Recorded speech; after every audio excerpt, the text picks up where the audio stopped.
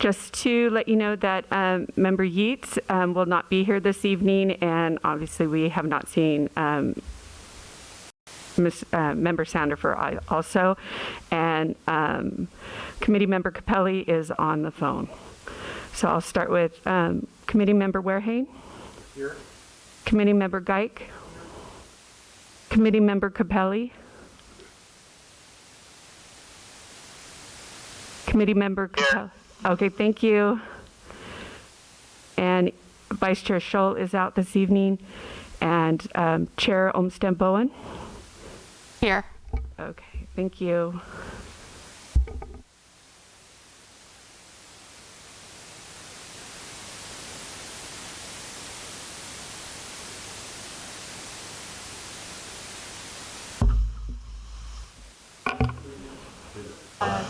Of the United States of America, and to the republic for which it stands, one nation, under God, indivisible, with liberty and justice for all.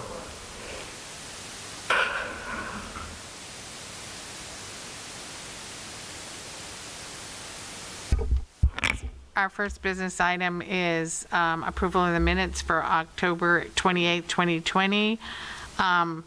I did notice on page 2 at the very bottom, it says Chair Bowen. It's Chair Olmsted Bowen. Other than that, they looked good. Does anyone else have any comments on them?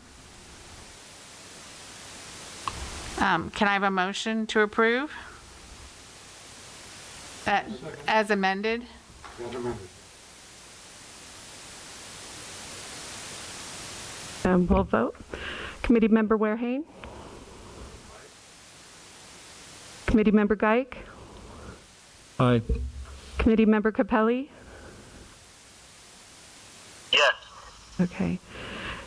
Chair Olmsted Bowen. Yes. Okay. Motion passes as amended. Thank you. Now we'll move on to our discussion items.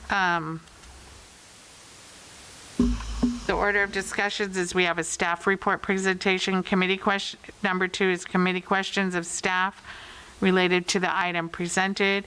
Then we'll have the chair will call for public comments related to the item presented, and the committee final discussion and action related to the item presented. So item A is the fiscal year 1920 Measure R transactions and use tax audited financial reports. Hello, we have our fiscal year 1920 Measure R transaction and use tax audited annual financials report. I am going to pass it over to our external auditors. The partner is Mr.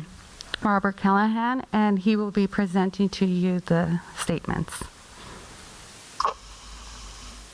Good evening, everyone. Hopefully you can hear me okay. Okay. So I'm here to present the results of our audit of the Measure R transaction and use tax fund for the fiscal year ended June 30th, 2020. I was the engagement partner on here, and you'll notice on the cover here just briefly that the audit opinion is with CLA, Clifton Larson Allen LLP.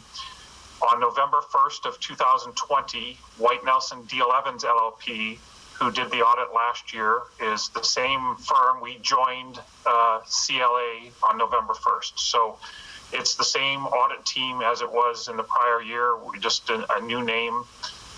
So I just want to make sure I was clear on that it is the same auditors that perform the services just under our new name, Clifton Larson Allen.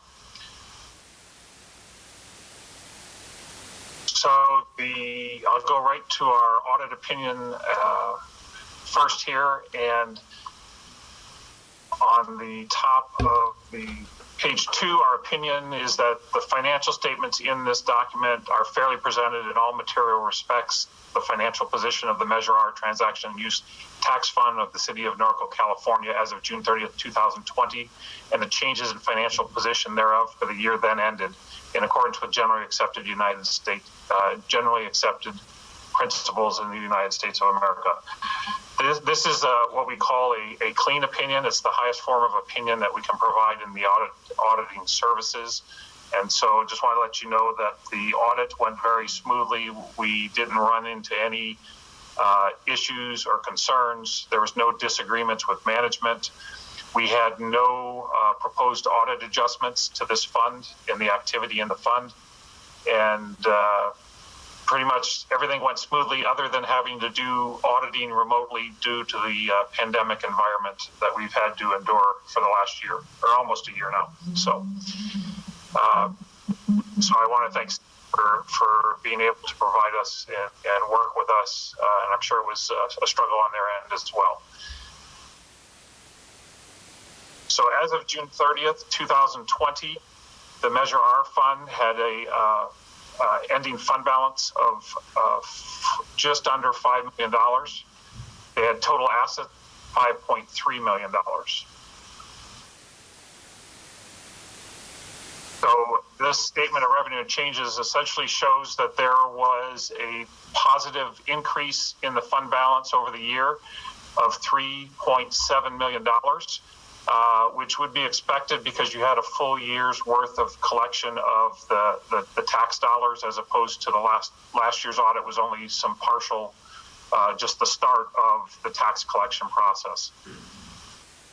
So that's the main reason you had total revenues coming from taxes of $5.6 million. Schedule just kind of look a little better is to compare to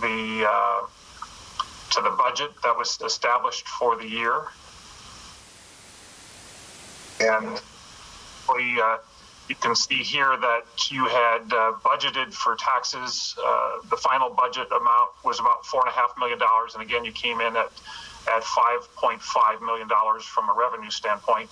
And then on the expenditure side, you were budgeting about 4.3 was the amended budget, 4.3 million, and you ended up spending about just under $2 million for the year. And given the pandemic situation, I'm sure that was the main focus and reason as to why there was less expenditure activity incurred in this particular fiscal year. So at this point, I would just open it up to any questions you might have related to the audit process. I want to mention that part of our audit process was to take a look at the expenditures that were incurred for the year and make sure that they were related to approved projects that were approved by the, of course, your committee as well as the city council. And again, with that sampling, we did not come across any adjustments or material concerns in regards to expenditures falling in line with the expected or anticipated uses. So I'll leave it to the floor there to see if anybody has any questions related to the audit.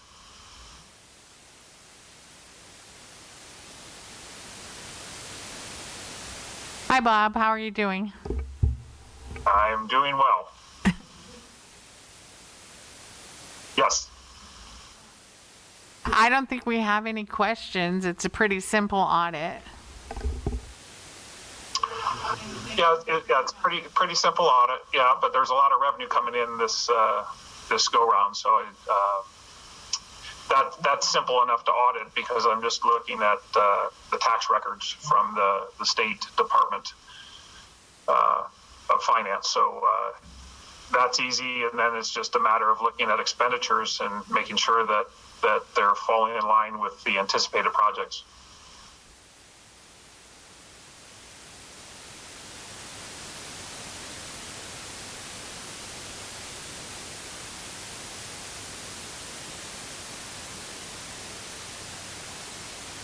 Yes, I can. Do you have any questions? No, sir. All's good. Sounds good. Looks good. Okay, well, thank you, Bob. You're very welcome. You guys have a good evening. Thank you. Thank you. Thank you. Okay, the recommended action is to review the fiscal year 2019-20 20 Measure R transactions, audited financial, and it's a receive and file, isn't it? Do I have a, oh, did you have something to say? Yes, we are asking that you receive and file, and we will forward to City Council. I'm sorry, did I? That's okay.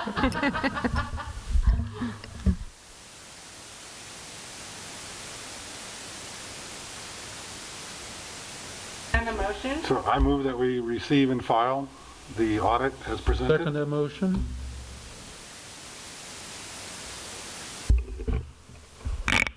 Member Warehane? Aye. Member Geik? Aye. Member Capelli? Yes. Chair Olmsted Bowen? Motion passes. Thank you.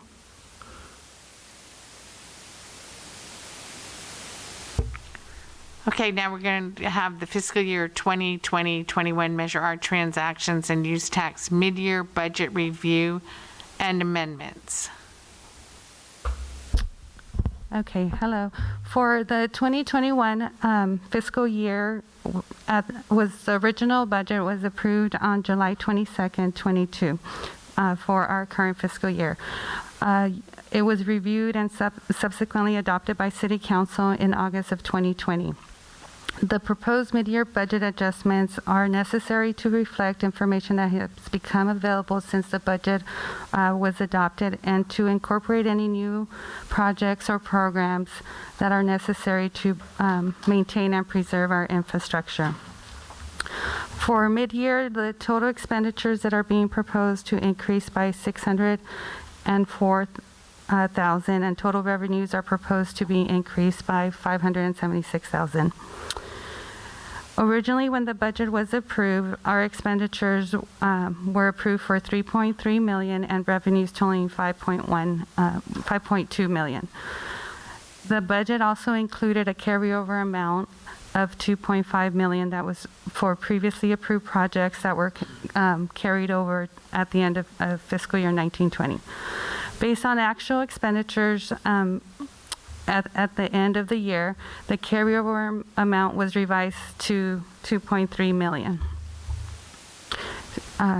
Additional projects have been approved by the COC and for 21-22 through December of 2020.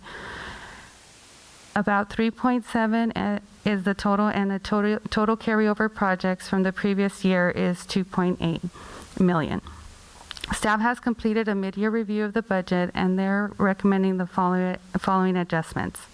As for revenues, we are recommending an increase to revenues of $576,000.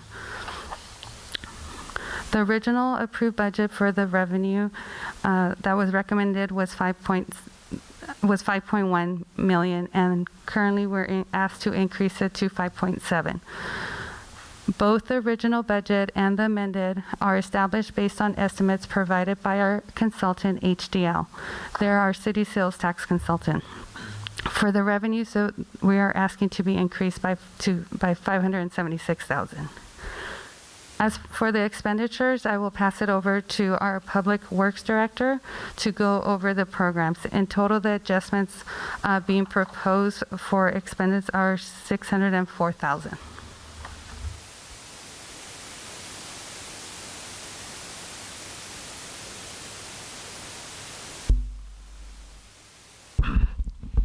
Good evening, Commissioners.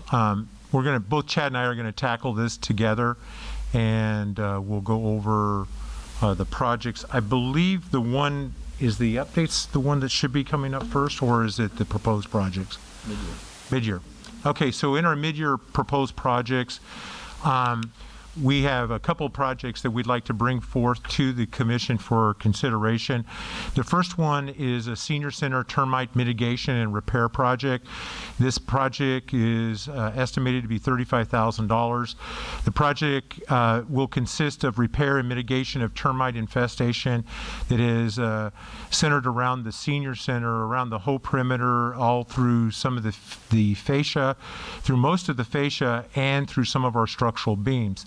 Upon inspection, it was determined that the senior center has a subterranean termites and drywood termites. These had led to wood damage to structural beams and the fascia.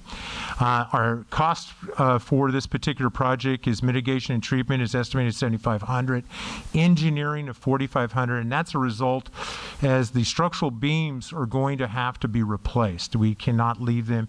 They're at a point where structurally they do they've deteriorated to a point. So as part of the mitigation, we will have to have engineering done to replace those beams and then retie them in. I'll show you some slides in just a minute. Then wood repair and replacement, painting of the exterior beams and fascia. This is the actual locations that have been identified in our initial study.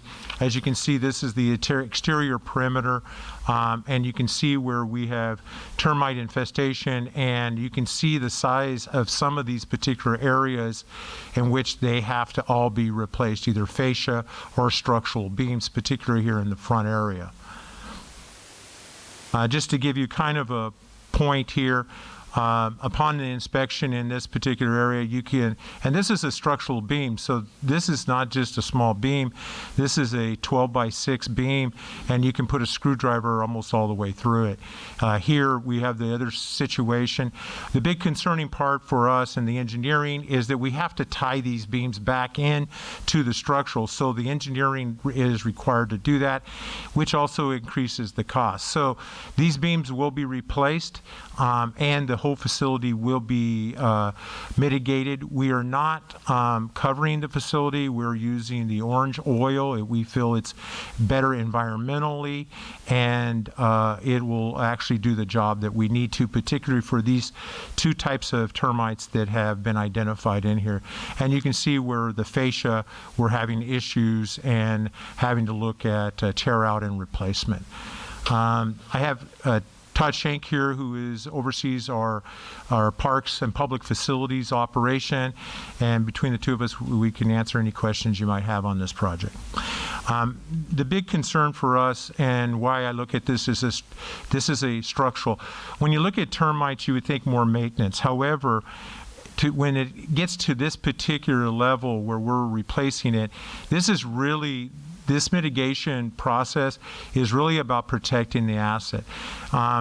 The key to anything in a capital program is to preserve the asset, and this will preserve the asset. We're also doing, based on this, and it's as we move towards the warmer times of the year, termites are a big issue. Particularly, it seems like in Norco, we talking to some of the contractors, Norco's been hard hit with termites for some reason over this last year and going into this next year. So with that, I'll conclude in my comments, and we'll answer any questions you may have.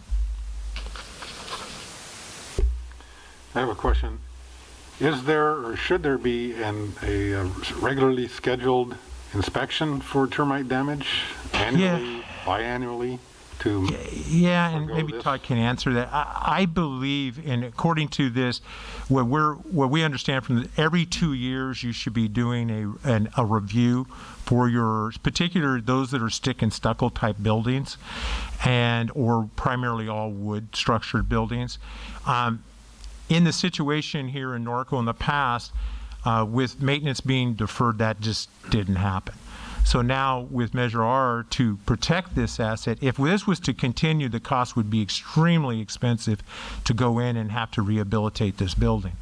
So by going through, and your question's a good one. As I mentioned, we're now starting to have some other buildings that we have that are more the stick stucco or wood structures all being inspected now. So I would look into this next fiscal year. We will probably be doing some additional treatments, particularly Fire Station 47, where we have some issues there too. These structures that as you get into, that are hitting that 10 to 20 year range, if they have not had any treatment, then you're going to have some damage. And so the recommendation is every 2 years. Now, a treatment may be very minor, which is more of a maintenance issue versus this type of situation. So our hope is to get ahead of it, and then we can get to a routine maintenance program. Okay, thank you. Regarding regularly scheduled inspections, assuming damage is found or termites are found, I can understand it be difficult to evacuate the residents of the senior center so that work could be done, i.e. tenting or fumigation of some sort. So that needs to be considered in the scheduling. Absolutely. And by getting this approved now, based on our recent situation with the COVID pandemic, the senior center is officially closed. We do our meals program, and we also do our transportation program, but the meals program is done outside, and the transportation program is still in effect. We do still provide services at the senior center. However, it's more on call or by appointment. In this situation, the treatment that we've picked doesn't require us to tent the building. And because of this type of treatment, we felt that not only environmentally, but for this particular application, it works best for us.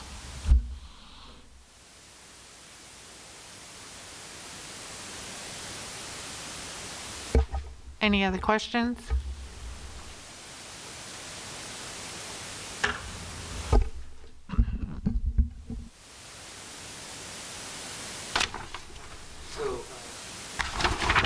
The next item we're reviewing is the trail maintenance program.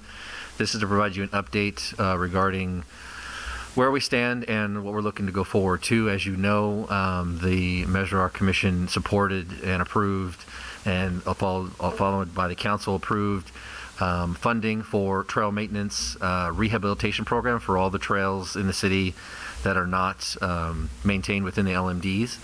And in that process, the commission and the council approved an original budget of $550,000, $500,000 for related to the actual contract work, and $50,000 towards purchase of DG material that the city would provide to the contractor.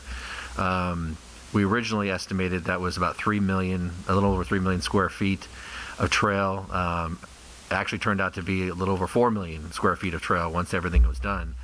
So the council actually approved an increase to the Measure R funding to the project to complete the work up to $600,000, so that a maximum contract price for the contractor. So ultimately, the budget as it stands now is $650,000.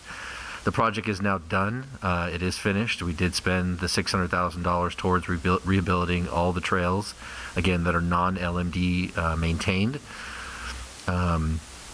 And that was the original plan as we originally proposed it, was actually a 3-year, multi-year contract, which we normally do with all our services, whether it's street sweeping, street maintenance, etc. We normally do multi-year contracts. We get better pricing for that regard.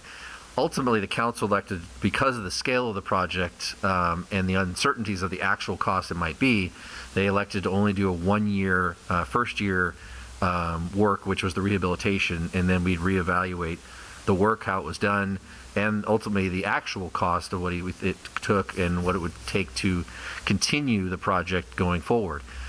So since that project is done, we then shifted towards getting data and information and a new proposal from the current contractor, which is Nova Landscaping Group, to do ongoing maintenance as planned, and with the intent to come back to the COC group and council to make a proposal so we could continue maintenance. Overall, we got good feedback from the community during the project of how the trails were looking and how they were being kept up. Happy to finally see that they're being maintained for the first time. But with that said, the trails are already deteriorating. They're getting wear and tear because people use them. We're already getting impacts from the weather, the rain, etc. So it is something we need to decide and move forward, hopefully move forward with an actual maintenance program ongoing annually. Many of the initial trails that the contractor did at the beginning of the work a year ago are already, seeing deterioration. So what we looked at and proposed, and this continues the proposal that the contractor provided previously, was years 2 and 3 were going to be some level of ongoing maintenance. And we originally gave 2 options that the contractor offered. which was basically do a one-time maintenance each year, which is they just go through basically what they did now, quickly maintain the trail. They're not going to rehabilitate it. They're just going to maintain it and fill in little voids here and there, because the rehabilitation brought up many trails to a much higher level. That's not what we're funding in this process. It's really what's there, trying to keep it at that level best as possible, remove weeds, etc. But they basically go through one time a year and grade that trail, groom it trail, roll it, and compact it, and then they're out. They're done. They don't do anything else. And then they would come back a year later on year 2 and touch that trail again, well, at one time. The other option is to match similarly what the LMDs have as far as their level of maintenance and on the trail system, is an ongoing monthly maintenance program as far as how it's funded. And basically what that gives you is year-round trail maintenance coverage, where the contractor basically is committing to maintaining all the trails all year round, each month. So wherever there's issues, so during the year they will absolutely, as required as a minimum, grade and groom the trail, so they make sure they at least get that level of maintenance once a year, and that actually matches our city standards for the trails, to have them groomed at least once a year. In addition to that, they will continually go through in the trail system and maintaining it. So if you get spot issues occurring, like some erosion that may have occurred because of recent rain, they'll come in and mitigate that, add DG that we would provide, and make the trail anew. They will remove any of the weeds that are in the trail. They'll remove any of the weeds that are in the parkway. That commonly has become a problem for us, especially after rains, where we just get that bloom of weeds, and it's difficult for us staff-wise at Public Works, because we traditionally don't maintain the parkways. It's usually the residents' responsibility to do that per our municipal code, but we've struggled. There's many areas that become unsightly because they aren't maintained. This contract would provide for them to do that through physical removal of weeds or chemical, obviously spraying weeds, or potentially both. This provides that continuous basis to do that. So in reviewing that process, staff believes that the best thing to do in maintaining our assets is to do a monthly ongoing maintenance rather than touching it once a year. A lot can happen at 11 months after you touch the trail the one time, and staff-wise, we don't have the resources to continually keep up with these trails other than filling potential major issues that could have been eroded, etc. Part of the ongoing maintenance is they will do sandbagging. They will, similar to what happens in the LMDs with the contractor for that section, they will perform sandbagging in key areas by placing them and removing them where we traditionally get erosion, where we have a steeper slope, etc. So there's another service that they're going to provide ongoing for every storm, whether we get one a year or there's 15. They have that commitment in this agreement to continually do that. So we think there's a lot of value in doing a monthly ongoing service because it's going to keep the trails up to a standard. We simply just call them and say, we want you to go here, here, here, and they have to perform that. They have to get out there and with the resources to make sure they're abating those issues, and still making sure once a year they catalog and mark and we verify that they've graded and groomed every section of trail through the city as a minimum. In between that, if they have to go to one section, regrade it 5 times, they do it 5 times. But it keeps up that level. So that's what this, the two versions of that proposal, and I was going to go through that for you. But primarily the biggest issue is we're now transitioning to a maintenance contract, is we want to start that right away. We don't want to wait till the fiscal year because it just allows things to deteriorate further. So that means getting funding and requesting funding from the COC to fund the additional remaining months in this fiscal year from March 1 through June 30th of this fiscal year only is what we're asking for. And that will get through this fiscal year. And that amount based off of what we're proposing would be $172,429. That's a monthly fee. And I'm going to go through the slides real quick. In your packet, you had a copy of the proposal from NOVA, and you should have that information. But I took some of the information from NOVA. I wanted to go through that real quick to kind of just emphasize really what was done. I didn't include all of them, but I wanted to kind of highlight, they're showing a lot of before and afters in some of their pictures in their proposal, showing the benefits of the program. On the right side, you can see we had, in some areas, we have grass growing in the trail. They went through and groomed that, removed the grass. Looks nice and clean. You can definitely see just how nice that looks once everything's been groomed. Improving, so in the center, it's improving some of the trails there. The difficulty in some of these areas is the fact that, and this is many areas, especially on the east side of town, is that we don't have curbs and gutters. So you don't have those controls where you're putting. So here, you can see the difference in when you're adding DG that has previously eroded away, and you're adding where the DG should be, how much different the trail looks. So again, they went through and just gave some examples of wanting to maintain the progress we've already made. Let's see here. So this is the scenarios. I'll go through these real quick, but basically highlighting this is the one time a year. So the one time a year scenario is basically over that 4.3 million square feet of trail. They would charge us $424,000 to touch each trail once. Again, that's grooming it, grading it, rolling it, and they're done. Whether they get that done in 3 months, they get that done in 12 months, that's the cost per square foot that they would charge us for processing that much area. And basically this just identifies it's really all they're going to do. That's the limit.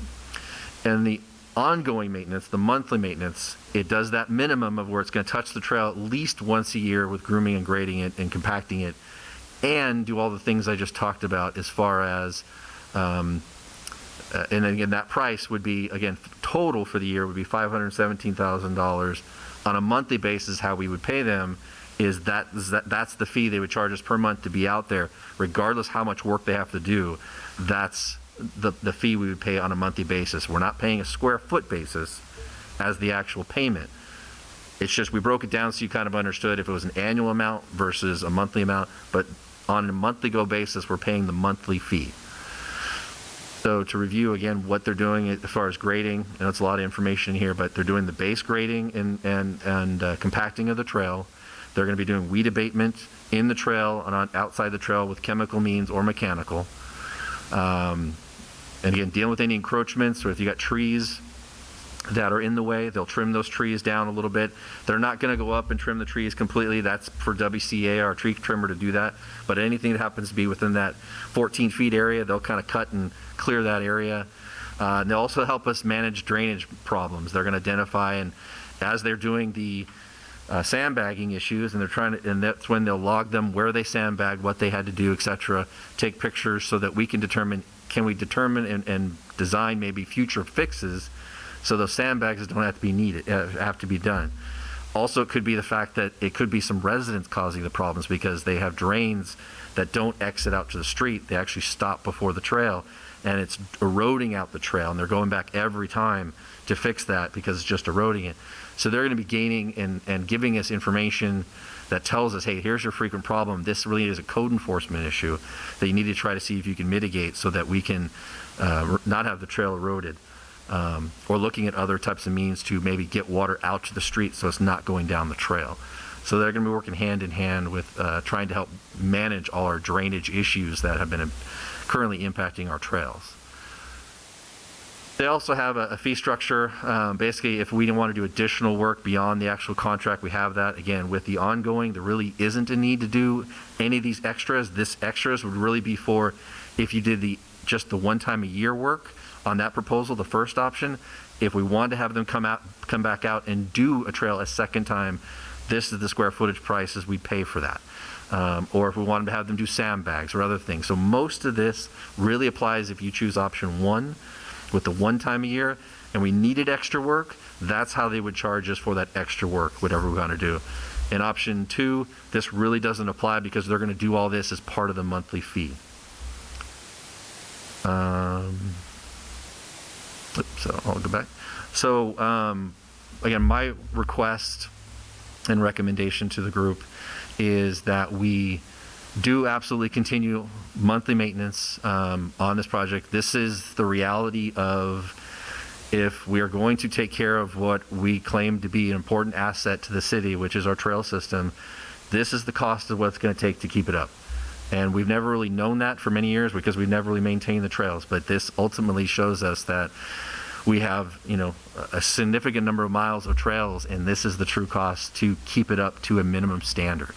So I would like and recommend we continue this process. That in order to do that through this current fiscal year, I need support of the COC for $172,429 for this project.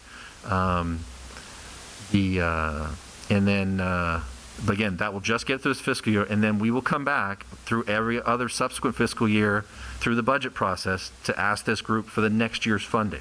So this doesn't automatically do anything, because we'll hopefully at the next council meeting, I'll recommend to City Council to approve a contract with the contractor for a 2-year contract, and including the work that's going to be done through this current fiscal year.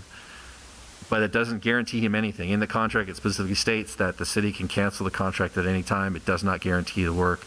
So as far as the budget process, we're obviously committing to come back to this group, talk to you about all our budget requests, which will include this as part of our operation and maintenance, and then eventually go to council for their approval, assuming this is a program that the COC and the council want to do. And with that, I'd be happy to answer any questions you have.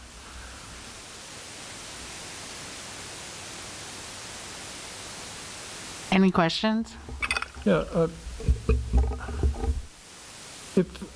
Okay, for 43. Can you use your mic? Yeah. Is it on? Yes, thank you, sir. Okay. I hear you. I'm sorry. If we went to the monthly trail maintenance program, which does make some sense, my question is there, and that kind of guarantees the vendor, $43,107 a month. Is there a certain level of effort that is guaranteed that our city does get for that? Well, the intent, it's a very good question. It's a difficult one in regards to you're paying for a maintenance service for always being there, doing certain things. The expectation is in working with the contractors, they will continually go through the city and do the minimum upgrade of the trail that they have to do, because every square foot has to be touched at least once. And again, it took them about almost 12 months to get it done, but that's a heavy upgrade. Hopefully this next one will be a little bit less time. So the expectation is they're going to be going through the city as they just did and grooming the trails. In between that time, as things arise, as problems occur, whether it's weeds, an area got rutted out because of a main break or a residential sprinkler flooding in an area, they will go to those areas because we're going to tell them, hey, we need you to go here, here, here, and they will abate that issue. So the assumption is the primary work is just them going through the city again and grooming and grading the trails. In between, it's taking care of all those issues that we might need them to deal with on a spot basis.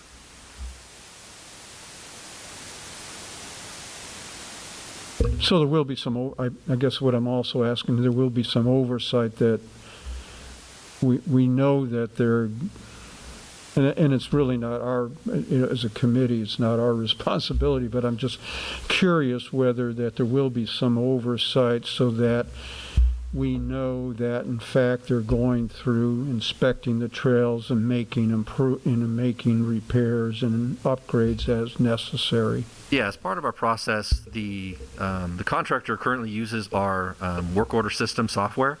So he logs every time they rehab and work on a trail. And they would continue that same process. And so once it's done, it goes to my supervisor that I have, and then he actually goes out and verifies it was done. Okay. And they do an inspection to verify it was done properly, was there any issues out there, and then they do basically a punch list if there's something that was wrong. Mm-hmm. So we do have a process that will document, and they also would submit that information that they groomed and touched those trails before we ever pay an invoice. So they would submit that, and if all of a sudden we see that they did 2 trails, and we go, okay, something's wrong here. We expected a minimum level of effort, 2 trails, what else did you do? And we would have those discussions. And we'd always have the ability, per the contract, to withhold any funds if we felt their level of effort was lacking. Meaning if all of a sudden they just weren't around, whatever reason, because it's happened to Brian, you have that ability to basically say, look, like you pointed out, your level of effort, you were not responsive. You did not provide the work that we asked you to do specifically, nor did you do at least a minimal level of work in that month.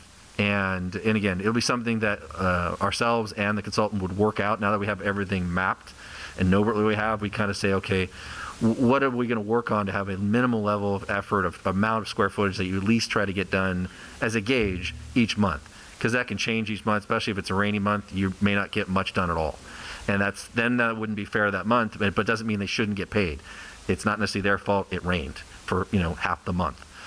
So it would be a give and take, but we'd have certainly some internal controls and levels of performance that we would expect them to perform on. I don't have any other questions.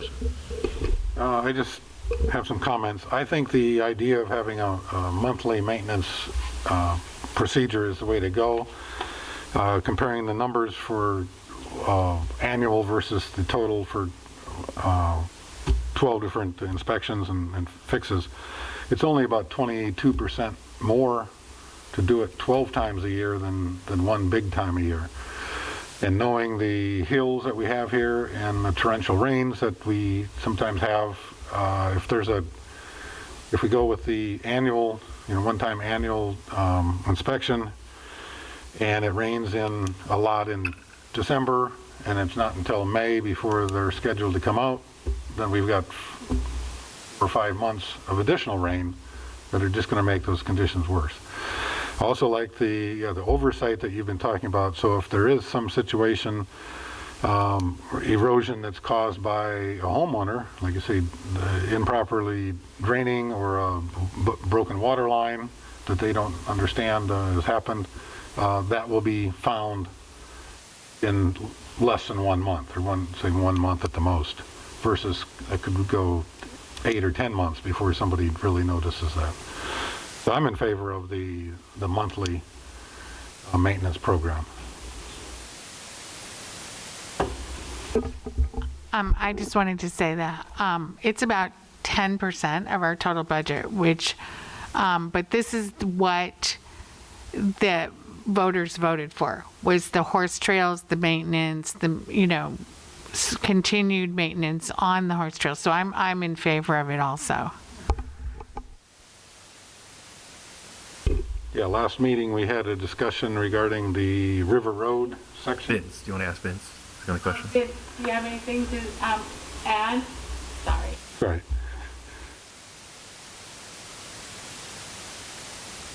Did you hear? No. Okay, yeah, last meeting we had a discussion about that section along River Road between Kip's Corner and Corydon, I believe. And we came to the conclusion, hey, Norco is Horsetown, USA. We need to have trails for the horses. So let's not make that a parkway, let's make it a trail. And so, yeah, in keeping with that idea, I think, yeah, we need to keep the trails maintained in this city. Thank you. Move on to the next item real quick. Jump over to that. Is our tree planting program. I think in the past we had spoken to the group. We hadn't asked for funding yet, but something we would indicate we'd probably come back. Is we have a tree planting program we've been working on for the last year and a half. COVID really slowed it down. But basically what this is we applied for a grant from CAL FIRE with a proposal to plant 1,200 trees. And at the time, CAL FIRE did look at our grant and awarded us $242,973 with a match that we had to do, which was about $81,000 to plant 1,200 trees. Those would be 15-gallon trees, and they'd be planted anywhere within a public right-of-way, a park, median, anything that is publicly accessible. It's not for private properties, and the actual grant requires it to be 15-gallon trees. It can't be anything bigger than that. They believe that 15-gallon tree is better than, let's say, doing a 24-gallon or something that might be more established. Because we asked that question because we actually felt that having a larger tree might be better, having a chance for survival. But ultimately, it's 15-gallon trees. So it's 1,200 trees. So once we determined that we got the grant, we actually started investigating and determining what the actual cost would be for a project like this, because we actually kind of asked for the grant before figuring out what it really would cost. So it actually turned out, after talking with consultants, we actually had a mini ad hoc group of experts give us advice about the program. That we actually did that with our Streets, Trails, Utilities Commission. And ultimately, through proposals from that group, we got several proposals on how to do a project and what trees to use, not to use, etc. It turns out that our funding that we thought we would use to do 1,200 trees was not sufficient. We did get proposals from final proposals from 3 companies. Ultimately, we thought WCA was the best, most qualified, and actually had the best pricing. But the total cost actually turned out to be quite a bit more than the actual grant could cover. I'll break it down here on this tree planting program cost on the last slide. So basically, based off of WCA's proposal, in order to do the work, and part of this is we had to look at the program and figure out what trees that get planted would be in an area where there's dedicated watering already, because that's our biggest concern. Planting a tree is nice, but we want to at least try to give it a chance to be established. We initially, when we asked the public for interest and who wants a tree, and actually made it a requirement that you had to have dedicated watering for that tree, we did surveys to the community last year, we got about 200 people interested in wanting a tree because they either had dedicated irrigation or they were willing to put it in. Well, obviously, we have 1,200 trees to put in, so we weren't excited about that response, in that we hoped to get more. We're glad we at least got 200, but we were hoping for more. So that still left at least 1,000 trees. Where are we going to put them? How are we going to establish them? And if they don't have water. So ultimately, we developed a program basically requiring all the contractors that promote that they have to provide watering for any tree that's planted in an area where there's not dedicated watering. And they have to do it for a year. So basically, they're committing to maintaining that tree and watering it for an entire year in order to establish it properly. So then we had to figure out what's the reasonable amount of trees that we think would probably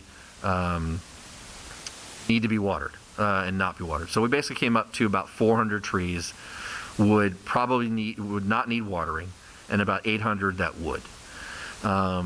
Overall, and that mainly was looking at trees that would be maybe in the parks, because there's already irrigation there, in certain parkways where there might be watering, but mainly we filled that with the 200 folks that were willing to take the trees and have irrigation, plus some areas in the parks and other areas that are city properties.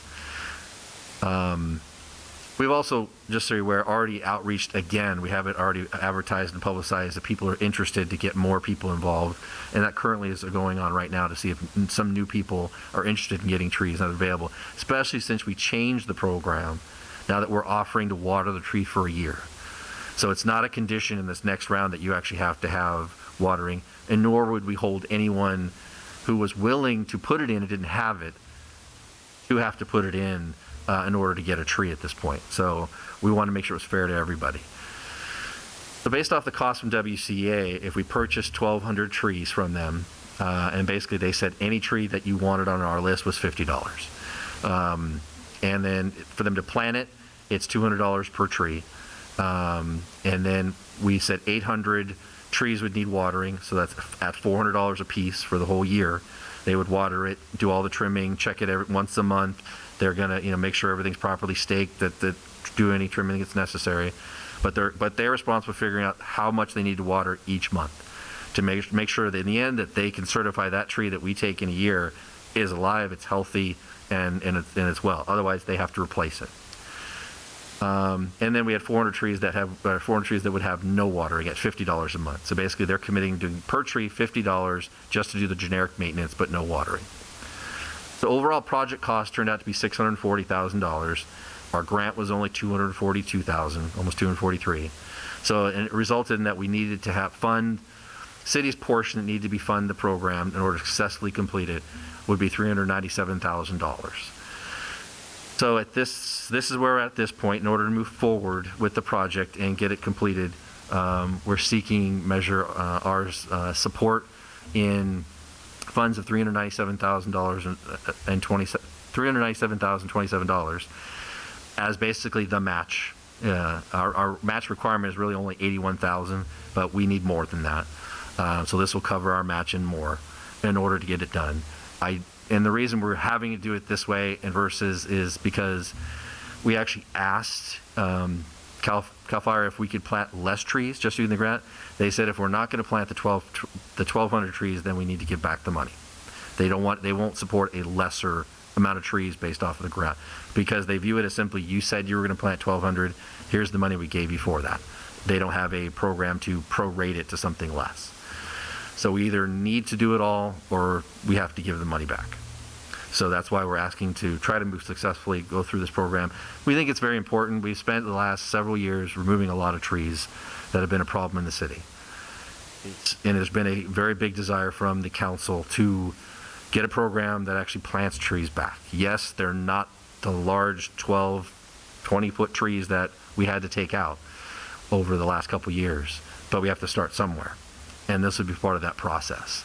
So it's vitally important that we do start something that puts trees back for the future. It's not an immediate impact, but it will definitely benefit the future. With that, I'd be happy to answer any questions you have. So I'm trying to get this straight.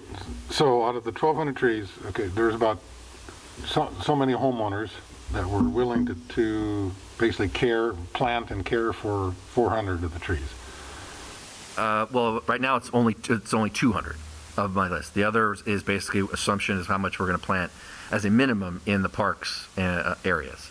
Okay, so a homeowner that says, yes, I want to do this, okay, it's not their tree, it's not on their property. No, it's in the parkway. In the parkway, so obviously they have to, maybe they're not next to the parkway, maybe they just want to plant a tree somewhere in the city. Okay, but they're responsible for getting the water to it? Okay. Again, when our program initially started, yes, because we wanted to make sure these trees got established. But because we got such a low turnout requesting a tree, we had to revise the program to say, in order to try to get more residents interested in it and wanting a tree, then we need to take the water requirement out. And the best way to do that was simply provide watering for at least a year, and then we got to hope it lives. Or the resident decides they want to water it on their own after that. Okay, so the city would be responsible for that first year to water that tree. Okay, now that's either someone going out with a water truck and a hose or doing underground piping? No, it's just a water truck. The contractor would have a water truck and they would go around just watering the trees. They'd have a map of where every tree was planted and they'd be responsible for watering the trees as many times as needed in order to make sure it stays established. So at the end of 12 months, that process stops. Correct. Now the tree's on its own. Correct. And we hope that the rains come and the homeowner wants to see it, wants to see it survive, yeah. Yeah, okay. But if the homeowner is 100 yards away from the tree or farther, they're probably not going to pay to have water taken to the tree. I mean, I would... That's an individual decision. Okay. So how big of a tree comes in a 15-gallon container? Probably about tall. 8 feet?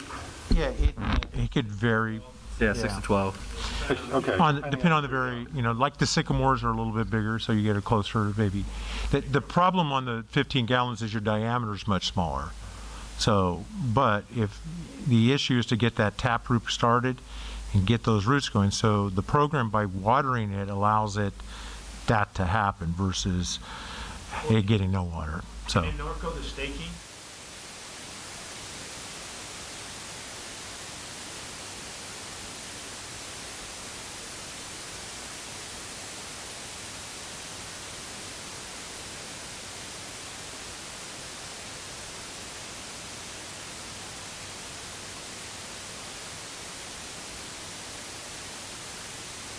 Okay. There's a tree that has, of this size, it's had water, ample water for 12 months. What's its survival rate? I mean, are we looking at 90%? Don't know. I mean, it 30%? depends on all kinds of factors, the weather, soil condition, It's really extremely difficult to say how it's going to happen. You got to remember, most of the trees that we have in our parkways, none of it has irrigation. And it managed to survive and be giant trees. Okay. So if you think of it that way, the existing trees now have all survived and grown without dedicated watering for most part. Some of them have it, but a lot of them don't. It's just barren dirt out there in the parkways, but there was massive trees that grew. So they managed to find a way. Will you get some die off? You probably will. But I can't even give you a number to tell you what's the likely survival rate. We're giving them the best chance we can by making sure we're watering it, by carrying it, by staking it properly, putting it in the proper area and soil. Again, because the contractor is going to look and say, for this particular area, this particular soil, I was going to do this tree, but now I'm switching it to something that likely has the better chance. So we have an expert that's going to be making decisions. So the resident may, and then what we're doing right now is asking the residents to choose the tree that they're interested in, or a couple different trees.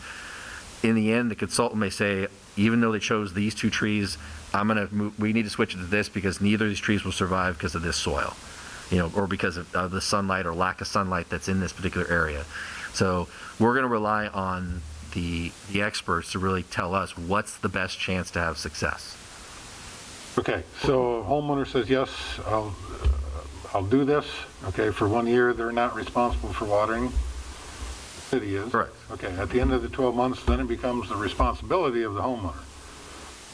The obligation, the assumption is they will try to take care of it. Right, okay. Whether they do or watering it, there's nothing that is legally binding for them to do anything. Okay, so if they just decide they don't want to do that, or they move or whatever, and the new homeowner has no idea that he's responsible, that tree would go without water. And like I say, maybe survive, hopefully survive. Right.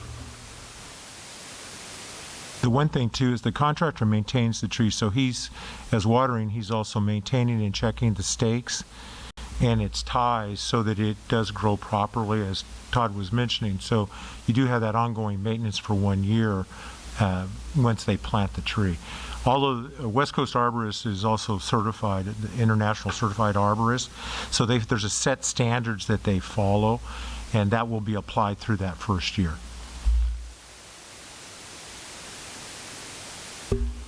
So I have the question, why does CAL FIRE want more trees planted? Well, their goal of this program is to try to improve the environment. Obviously trees help produce oxygen, they reduce carbon gases, so that's really what this is about, is trying to reduce carbon gases and improve the air. By the city, yep. Hopefully. Okay, so that's their impetus behind it, just for trees. There's environmental benefit to planting more trees. All right, thank you.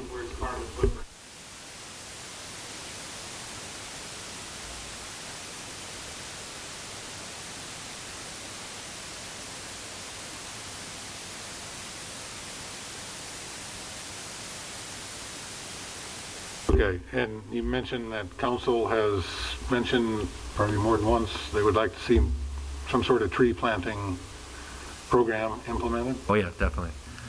Place a lot of the old ones. Down. Yep. Just that Chad's been working with him, because the trees that are planted too, some of the ones we had were problems because of Edison lines. So a tree that maybe be going into those neighborhoods needs to be the proper tree so that you don't have that problem where they're topping the tree, which really destroys the whole crown of the tree and what it should be. So putting the right tree in the right neighborhood is important as well.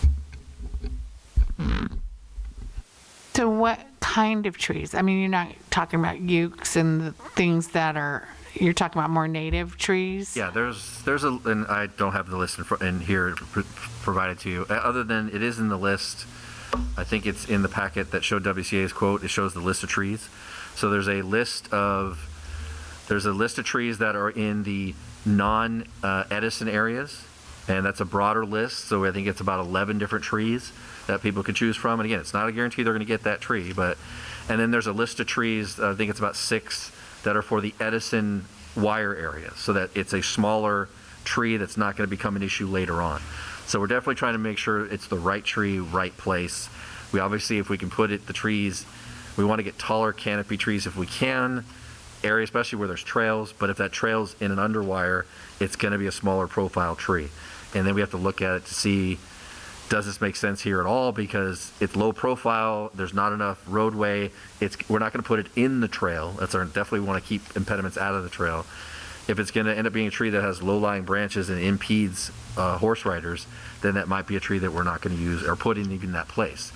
So even though people may want a tree, we still got to go and investigate, is it the proper tree in that area, in that location at all? Is there even a parkway that is eligible or wide enough to even put a tree in? And so at that point, but we're not going to go out and investigate it until we have our full list of residents. And then once we're done with the residents who wanted a tree, then we're going to plant the trees where either in parks or in other median areas that we think are appropriate, especially in areas that were already hit by tree removals. Do you think there will be a... Just to add to that, we're looking at 400 trees just in the park system or potential parkways that would be planted. Do you feel there's room in the city for an additional 800 trees? Oh, yes. Yeah, we've conservatively probably removed over 1,000 trees over the last couple of years. Okay. That have just died out and aged out, and because of Edison areas that have been damaged. So yeah, there's plenty of room for trees. We just got to find them and make sure it's the right areas. Just as Chad was saying, 400 of those trees that we'll be doing in the park systems or some of the parkways are all irrigated areas. So they will be maintaining that tree still for a year, but it's already an irrigated area. So they'll make sure the survival of that tree continues. And then after that, our landscape contractor has responsibility to a point maintaining that tree.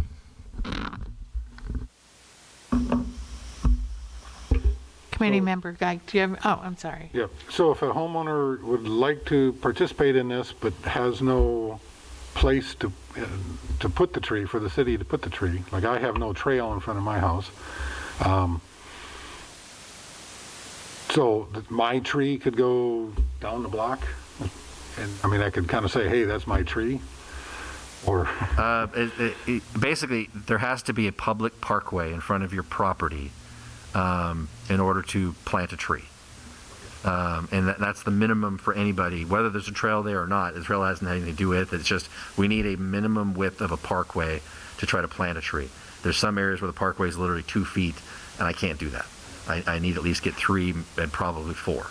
And so unfortunately, some of the folks, when we actually get the list, compile it, there'll be some folks that probably will have to say, unfortunately, because of space issues, we can't actually plant a tree here. And we won't plant a tree because it won't have good success and it becomes a danger.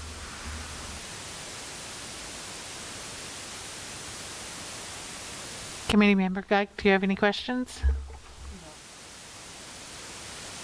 Okay.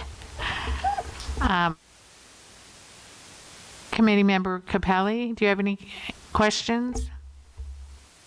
No, I'm good. Thank you very much for all that. So with the proposed amendments with these projects, it is estimated that the ending fund balance at the end of June 30, 2021 will be $3.5 million for Measure R. And with that, we recommend that you approve the mid-year amendments and recommend City Council approval.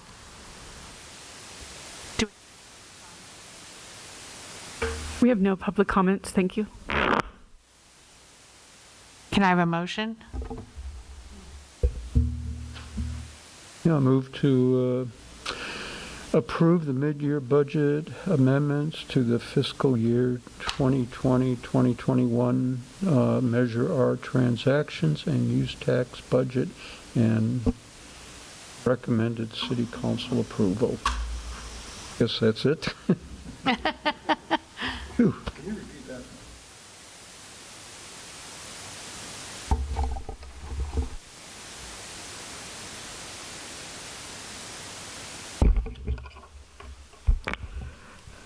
Member Warehane? Member Geig? Aye. Member Capelli? Aye. Chair Olmsted Bowen? Motion passes. Okay, now action item C, fiscal year 2020 second quarter Measure R budget performance report.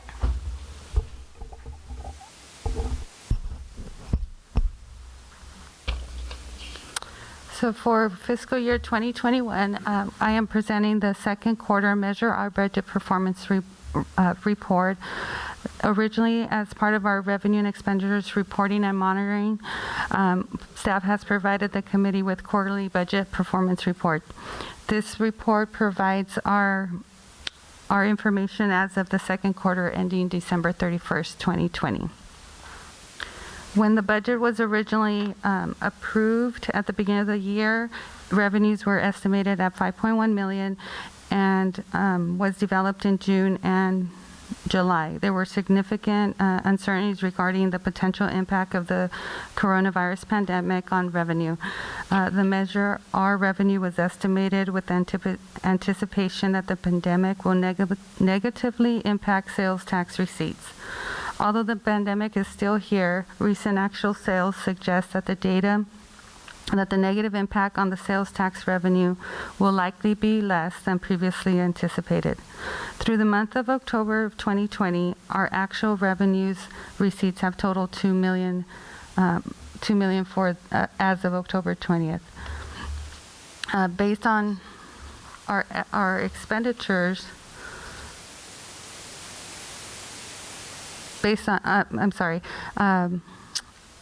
you guys have approved the estimated increase to revenues by $576,000 to come to $5.7 million. As for expenditures, as of December 31st, we have about estimated actual expenditures of $257,885. Some of the projects will be discussed in the next agenda item as the current project status. But as of December 31st, our total revenues have been $2 million and our expenditures are at $257,000. With that, our ending estimated fund balance again would be $3.5 million at the end of June 30th, 21. With that, we recommend that you receive and file the 2021 second quarter budget performance report and transmittal to City Council. And if you have any questions.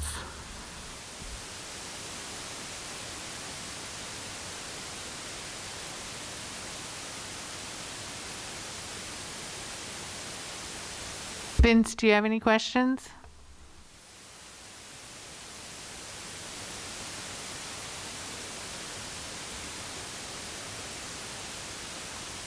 Yeah, I'm here. Nothing.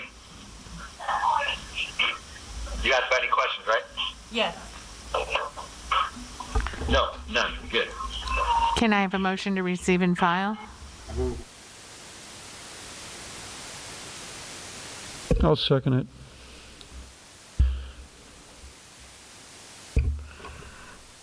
Member Warehane? Member Geik? Aye.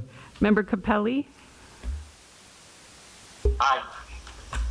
Chair Olmstead Bowen? Aye. Motion passes.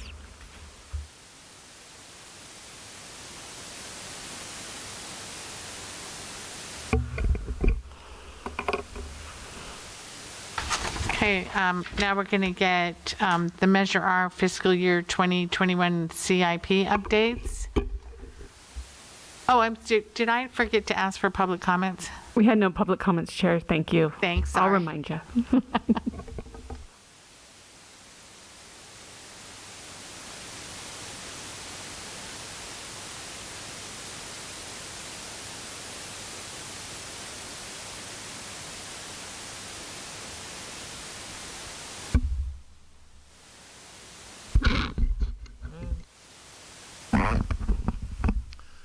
Okay, so now we're going to review the current status of the existing Measure R CIP projects. Okay, so the trail rehabilitation project, as we talked about earlier, so I won't spend a lot of time on this, is complete. We end up, by the end of revised budget was $650,000. It is 100% complete. The actual square footage turned out to be a little over 4.3 million square feet. We originally thought it was going to be 3.3 square feet. So we've got a lot of real estate out there, which is good. The trail fencing replacement project, the budget approved by Measure R and the council is $500,000. We have already awarded a contract in the amount of $347,000. The contractor has already started that work, and it's probably done in the next couple, probably by April. We hope that they'll be completely finished, but it's removing almost 20,000 linear feet of existing wooden fence and installing about 24,000 square feet of white vinyl fence. But it's already started. It's getting a little delayed because of the rain, but it's already getting out there and it's already looking good. Got a lot of positive comments already from folks who are happy to see they getting the white vinyl in front of their house.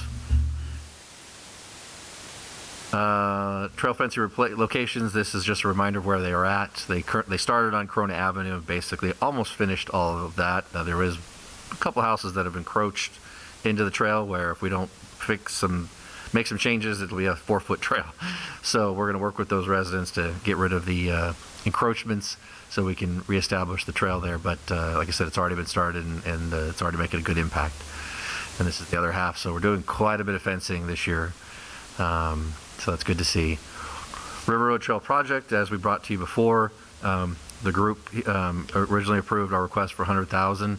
The City Council did approve the creation of a trail on that road, on River Road between Corridon and Kipps Corner Road, at a budget of $100,000. They did make changes to the project, which may impact that amount, meaning I might have to ask for more, because they asked for actually not only a trail, but trail fencing and a parkway. So originally we'd come to you and talk to you about just doing either a trail by itself with the fencing or a sidewalk that had a parkway type of scenario.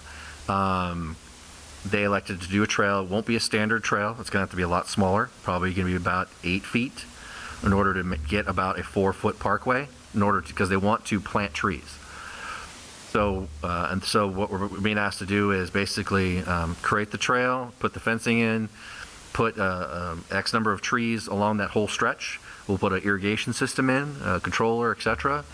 So it'll require a whole new connection to the water main. So we'll have to go out in the street and do a new water service.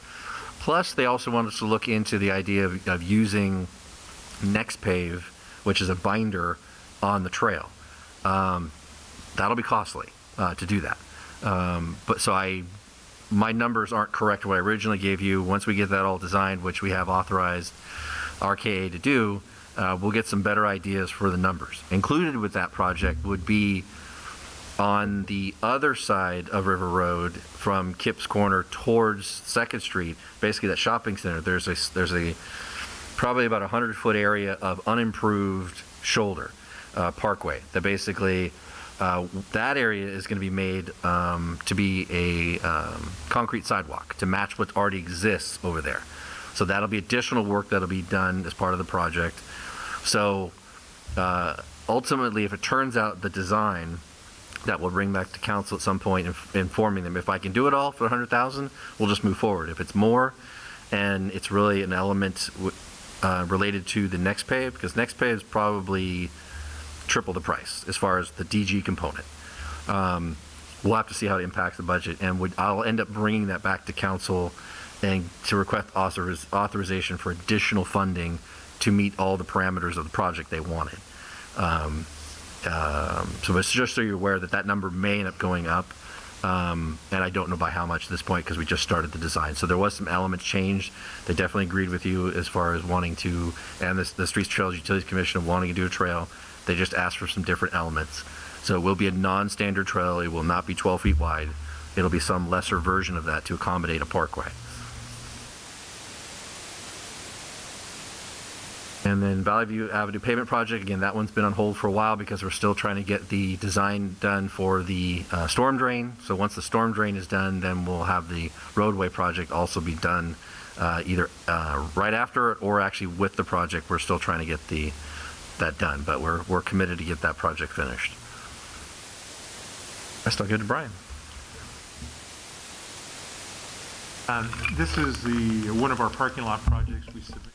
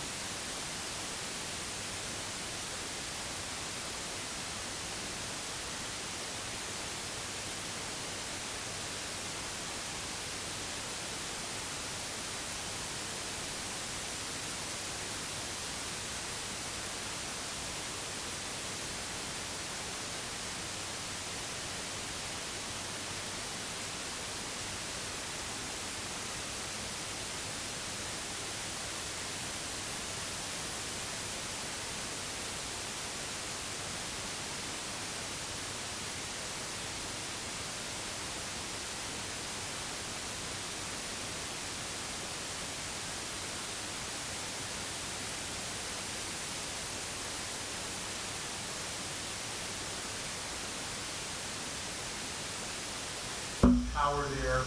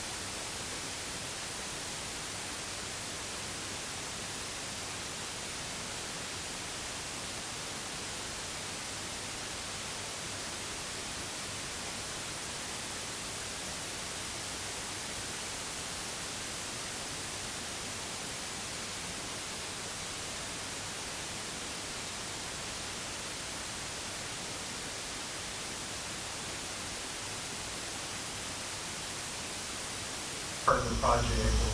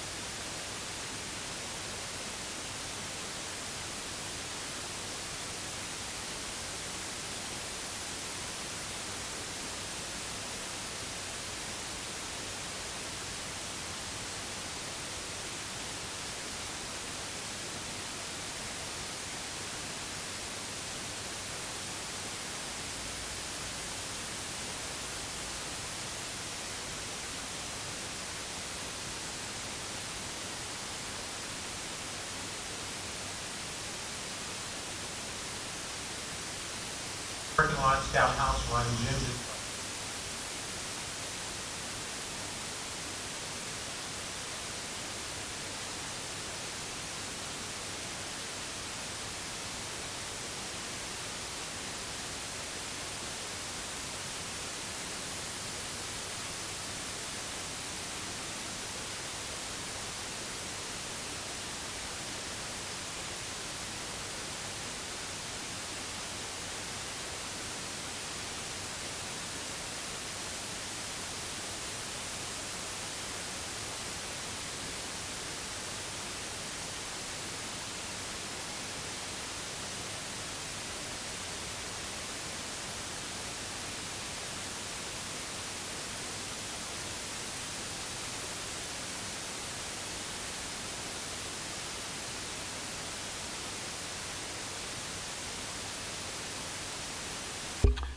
Yes, I have some questions. Let's see. So on this River Road Trail project, okay, what you stated was approximately 8-foot wide horse trail. It's not room for 12. And then the fence, and then that leaves about 4 feet for a parkway. Now, we were just discussing about trees and how much space trees need to grow. So is there a particular type of tree that would make sense to put into a 4-foot parkway that's right next to a fairly busy road? Were you saying a what tree? Is there a particular tree that will make sense to put into a 4-foot parkway? Oh, I mean, a 4-foot parkway is very adequate. I mean, honestly, we're probably going to try to squish it down to a 3-foot parkway because of the fact that parkway has a defined curb and gutter, which helps it. It's not a shoulder that's, people drive on or anything like that.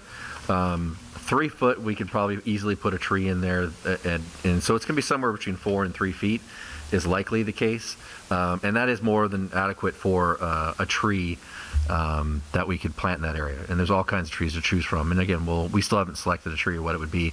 We would try to actually do many different trees along that area. You don't want one type of tree the whole way. You want to kind of balance out your forest and whatnot. So we'll work with our consultant and even WCA, get their recommendations, what could be done, and potentially, again, we're probably gonna, depending on the timing, we will probably plant some of the trees that we're going to do for the grant in that area, so that we can use some of our numbers up there. Yep. Okay. So that would be be 15-gallon trees, and we'll vary the species, and they can be perfectly fine in a 3 to 4 foot parkway, no problem. Ideally, 6 is the best, gives it a lot of balance of space, but we can fit it comfortably in a 3 to 4 foot area. Okay, all right. On the pool demolition, I'm sure we discussed this in previous meetings. So what is the fill material?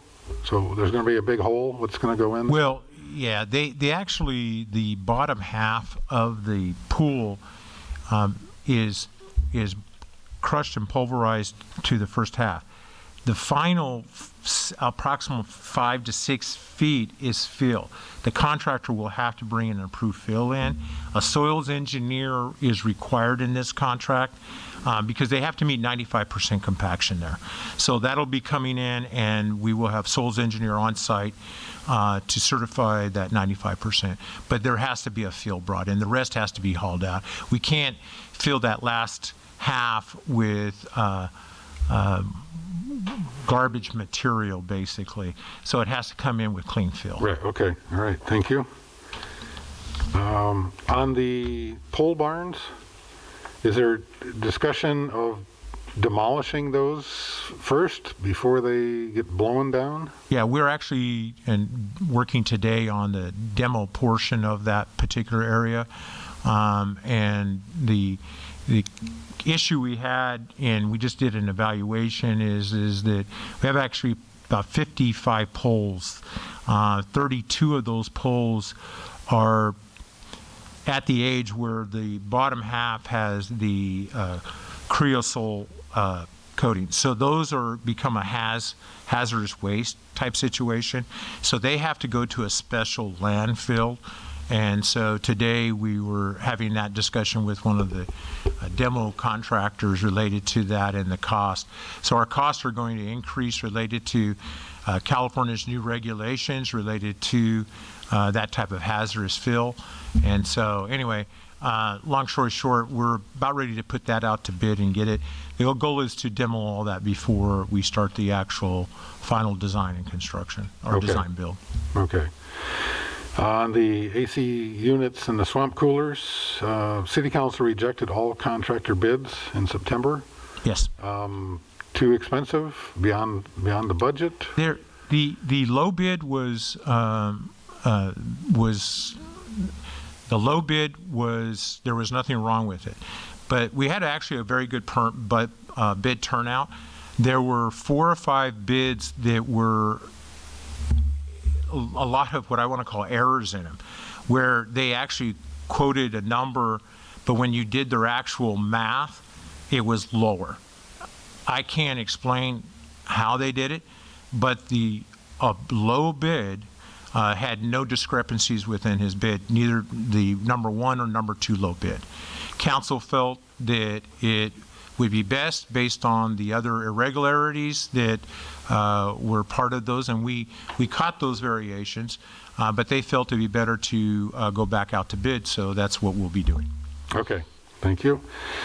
And lastly, on the playground replacement project, okay, Kip's Corner, $188,000 for playground equipment replacement. Okay, I was there within the last 2-3 weeks on the playground equipment, or near it, and to me it didn't look that bad, and I was trying to look at it, well, if this was fairly new, there's a couple rust spots that shouldn't have rusted this soon, but if it's 20 years old, I'd say that's in pretty good shape for being 15 or 20 years old. Todd is a certified playground inspector. I'll let him answer that question related to Kip's Corner and what are the factors related to that. The bid that we have also includes a pour in place. So it's not just that. We'll be removing the wood chips and we'll be going with a rubberized pour in place surface as well. Okay, and that would be for all playground replacements? Yes, all of the playgrounds this round will all go to pour in place. Yeah, okay. Todd, is there anything specific that's... Kip's Corner is obviously the largest footprint.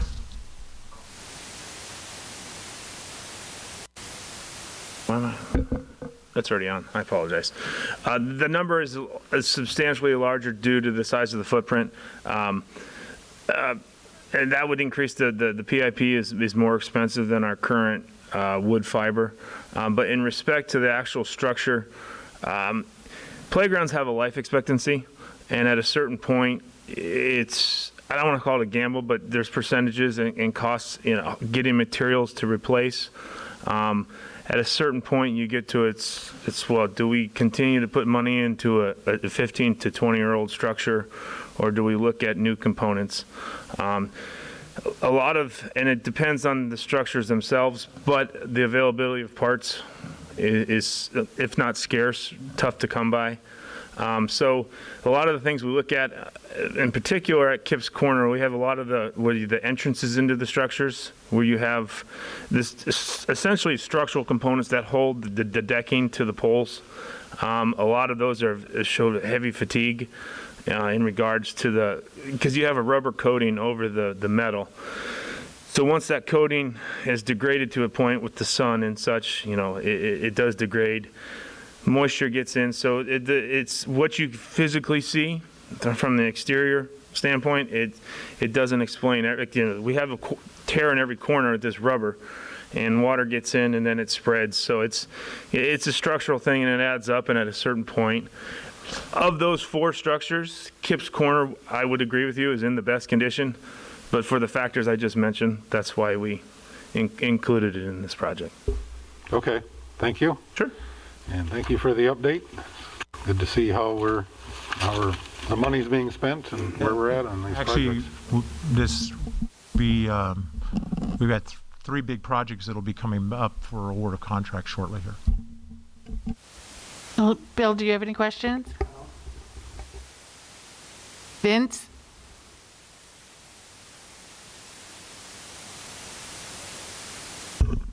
Vince? No questions at all. Thank you. Okay, I just have one question. Is it Parameter Park?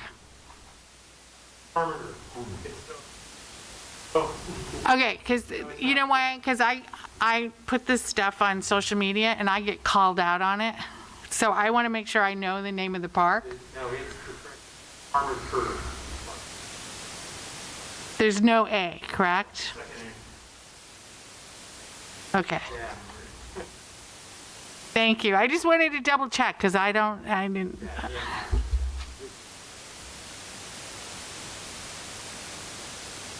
Wait, what? P-A-R-M? Oh, there's an E-N there. Oh, thank you.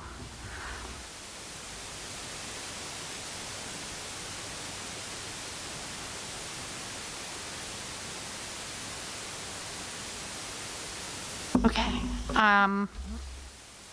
Any public comments? There are no public comments at this time. Can I have a motion to, do we want to receive and file this? Oh, there it is, receive and file. I'll make a motion to receive and file.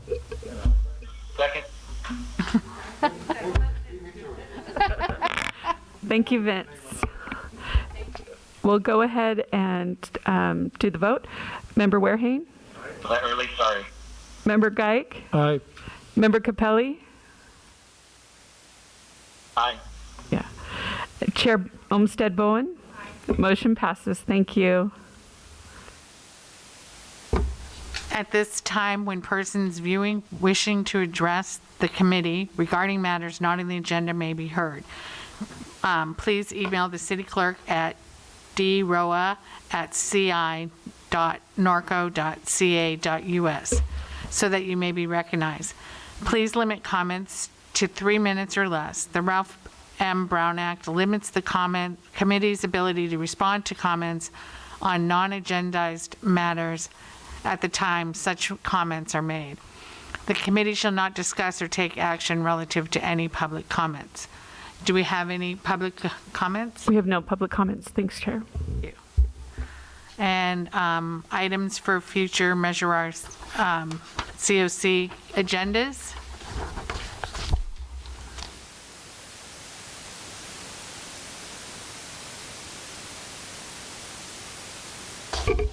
I have a question. Are we looking at a quarterly meeting now? Okay, so with a quarterly meeting, I think we should have an update on the programs that we've allocated money toward, just like we had tonight. Every goal is to do that. Okay, so I don't know if that needs to be added as an agenda item or not.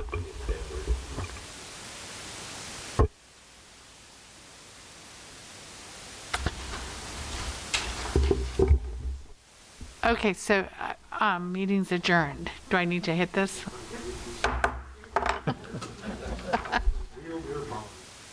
7:57.